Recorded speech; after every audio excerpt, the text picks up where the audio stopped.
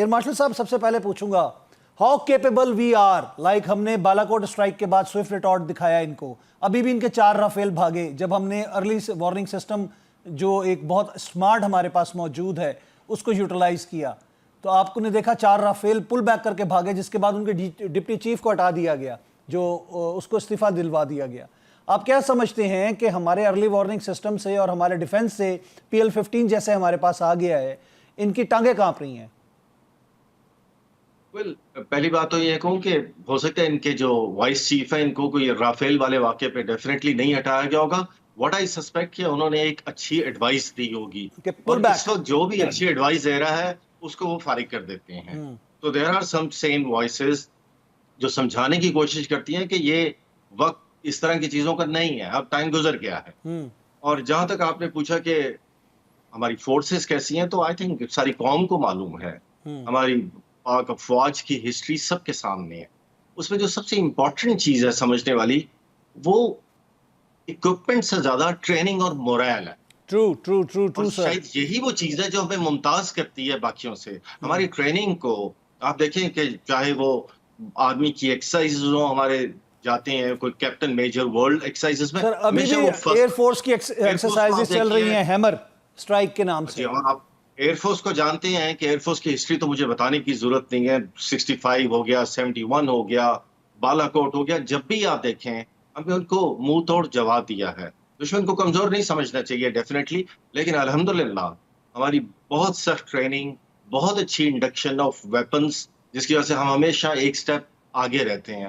اس کی ضرورت ہے۔ ہمارا دشمن جو ہے، جس نے اپنے آپ کو زبردستی ہمارا دشمن بنایا ہوا ہے، وہ بڑا ہے، ظاہر ہے ہمیں اس کے حساب سے پھر اپنی اسٹریٹجی بنانی ہوتی ہے۔ سر 4.5 جن کی بات کی جا رہی ہے، ہمارے پاس بلاک 3 تھنڈر GF-17 بھی ہے، اس کے علاوہ J-10C بھی ہے، F-16 بھی ہے۔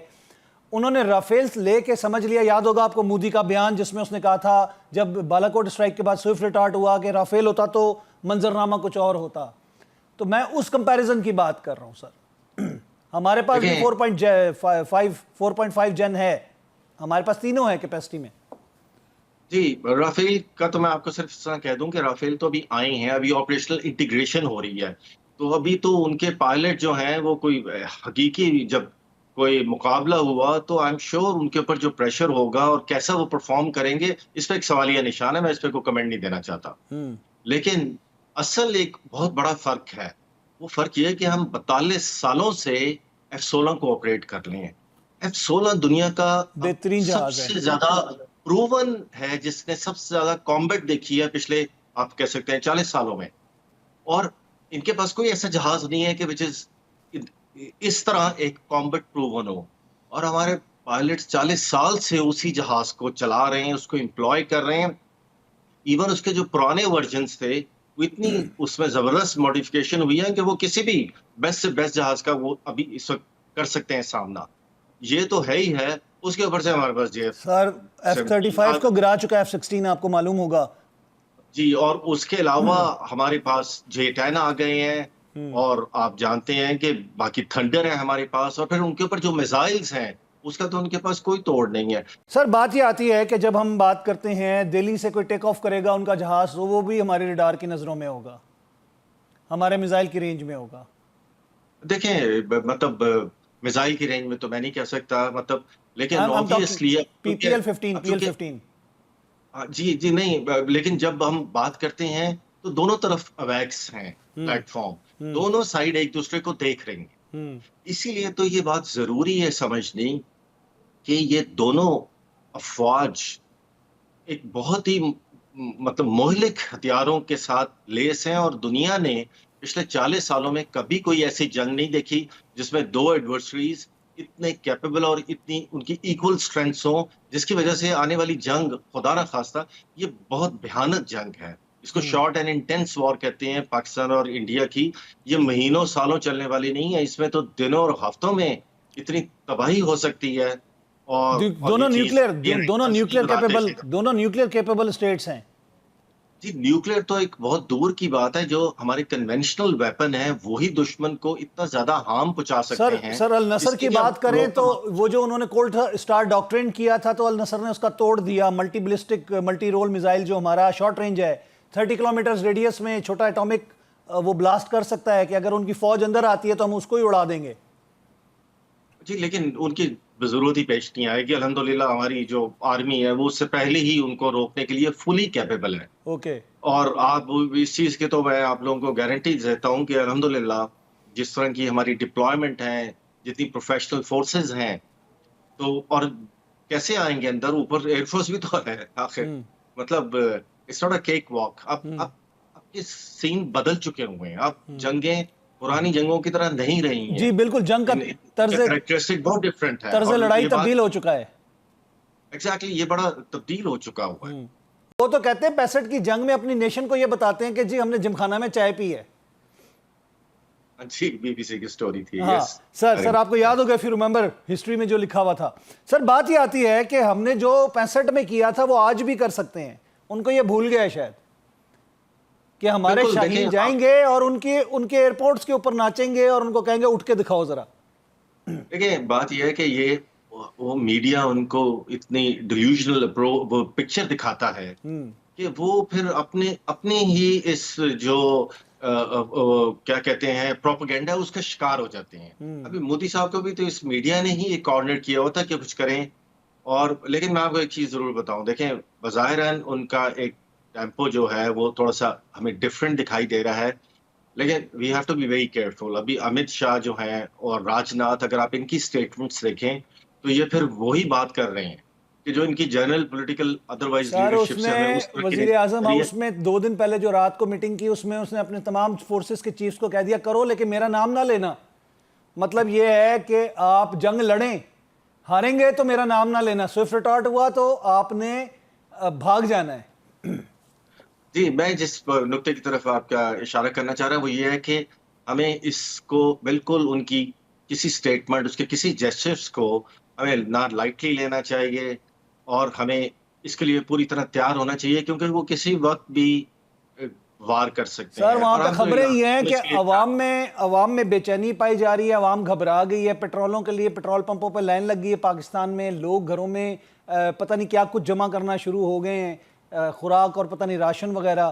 ان کو یہ نہیں پتا کہ یہ کس قوم کو للکار رہے ہیں. یہ زندہ دلان پاکستان ہے, صرف لاہور نہیں, میں پورے پاکستان کی بات کروں گا. قومیں جنگ لڑتی ہیں.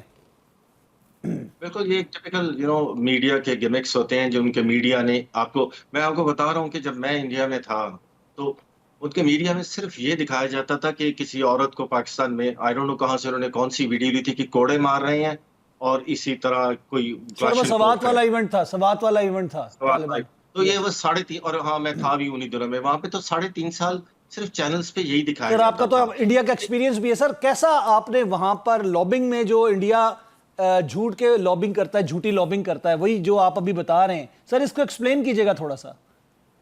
دیکھیں میں let me be very honest and fair with my assessment. ان کا میڈیا جو تھا وہ بہت ہی زیادہ وینمس تھا اور کیونکہ پاکستان کا میڈیا تو الاؤڈ ہی نہیں تھا. وہ 26 سال سے نہیں ہمارا کوئی چینل ابھی بھی بند کر دیے سر, یوٹیوب پہ بھی چینل بند کر دیے ہیں. جی اب تو یوٹیوب پہ ویسے تو کیبل پہ تو الاؤڈ ہی نہیں تھے. جب پاکستان میں سب الاؤڈ تھے تو وہاں پہ میڈیا ایک ڈفرینٹ پکچر دیکھتا تھا تو پبلک کنفیوز رہتی تھی کیونکہ آنا جانا بہت تھا پاکستان میں. جب وہ آتے تھے ہمارا سلوک دیکھتے تھے, ہمارے فیشن دیکھتے تھے تو وہ بڑے متاثر ہو کے جاتے تھے اور سمجھ لیں کہ ہمارے ہی سفیر بن جاتے تھے وہاں جا کے. اور پھر وہاں پہ لوگوں کو کہتے تھے کہ جو پاکستان کو دکھایا جا رہا ہے پاکستان ویسا نہیں ہے. پاکستان کے حوالے سے جو موقف ہے وہ شاید ڈیفینسو ہے. آپ سمجھتے ہیں کہ اس دفعہ جو press conference D G I S P R نے کی وہ بڑی اوفینسو پریس کانفرنس تھی اور اس میں انہوں نے ڈیفینسو افینس کی بات کی. انہوں نے کہا ہم جواب دیں گے تو اس دفعہ اس طرح کا جواب نہیں ہوگا. جی بالکل, اس میں دیکھیں ڈیفینسو یا اوفینسو اپروچ کی بات نہیں ہے, آپ کا ایک اصولی موقف ہونا چاہیے. اب جنگیں جو ہیں یا یہ ایک ایک ڈاکٹرین, ایک پرنسپل ان کے تحت لڑی جاتی ہیں اور ہماری جو فلسفی تھی ہمیشہ سے that remains that now change of جس طرح کے حالات بن گئے, جس طرح کے آئی بی جی گروپس انڈیا نے بنا لیے تھے کہ ہمیں اوفینسو ہی جانا ہے.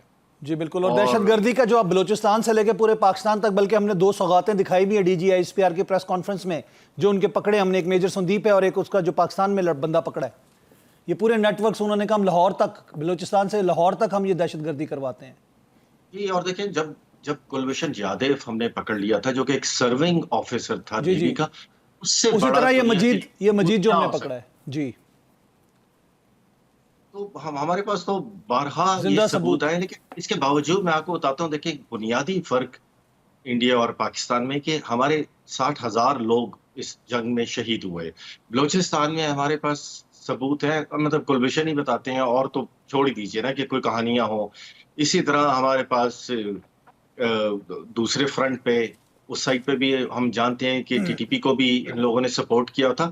لیکن کیا آپ نے کبھی سنا کہ اتنی شہادتوں کے باوجود پاکستان نے کہا کہ بھی میں آپ کے ساتھ جنگ کرنے لگا ہوں کیونکہ آپ نے یہ کیا ہے؟ ادھر 25 ٹورسٹ کو کچھ ہوتا ہے تو وہ اسٹریٹ اوے ایک نیوکلیر کنٹری سے جنگ کی بات کرتے ہیں. تو یہ ایک غیر ذمہ دارانہ رویہ ہے جس کی میں بات کر رہا ہوں کہ جو دونوں طرف سے ہی ہمیں بڑا واضح فرق نظر آتا ہے. سر کہ جنگوں ہم میں ہمیشہ ایئر سپیورٹی جو ہے وہ بہت کاؤنٹ کرتی ہے. آپ نے 65 کی جنگ میں بھی دیکھا جس طرح ہمارے شاہینوں نے، ایم عالم اور ہمارے دیگر رفیقی صاحب وغیرہ نے جس طرح سبقت حاصل کی اور ان کے اختیاروں کو مار، سجاد حیدر اسکواڈرن لیڈر سجاد حیدر صاحب جیسے لوگ جو تھے. آپ کیا سمجھتے ہیں کہ یہ ان کو معلوم نہیں ہے کیا دشمن کو کہ پاکستان کے جو شاہین ہیں وہ ایک سے بڑھ کے ایک ہیں؟ آپ ونگ کمانڈر نعمان کی بات کریں، اسکواڈرن لیڈرز کی بات کریں، ہم جتنے بھی ہمارے ایئر فورس کے ٹرینڈ لوگ ہیں وہ ایک سے بڑھ کے ایک ہیں.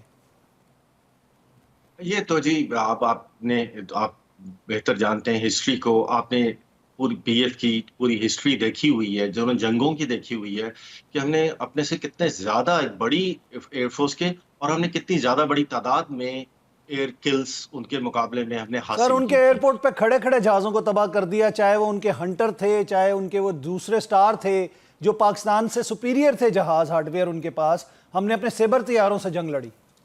لیکن میں بھی آپ کو جو بات بتانے والا ہوں نا، شاید بہت کم لوگوں کو اس کا علم ہے کہ ایک چیز ہوتی ہے جس کو بولتے ہیں کامبیٹ ایئر پیٹرول، کہ جو آپ اپنے 2 جہاز اپنے ملک کے اندر چکر لگا رہے ہوتے ہیں کہ اگر کوئی اینیمی ایئر کرافٹ آئے تو جیسے ہی وہ اندر داخل ہو تو وہ اس پہ جھپٹ پڑے. 65 کی جنگ میں ہمارے پائلٹس اتنی ہماری ایئر سپیورٹی تھی کہ نہ سے، اور آپ یہ کامبیٹ ایئر پیٹرول آبویسلی اپنے ملک سر کے ہم تو اندر کر انڈیا رہے میں ہوتے گھس کے ہیں. پیٹرولنگ کر رہے تھے 65 ایگزیکٹلی مطلب یہ میرے خیال میں کہ کوئی ہسٹری اڑے میں تو شاید صحیح کبھی نہیں آؤ، کوئی اڑے تو صحیح ہم آؤ. چیلنج کرتے تھے کہ کوئی اٹھ کے دکھائے، اور وہ اس وقت ہوتا تھی. آج کی انڈین جنریشن شاید اس چیز کو نہیں نہ ان کو جانتی. کوئی بتایا ہوگا، نہ وہ اس چیز پہ بلیو کریں گے، بٹ یہ پریکٹیکلی ہوا ہے.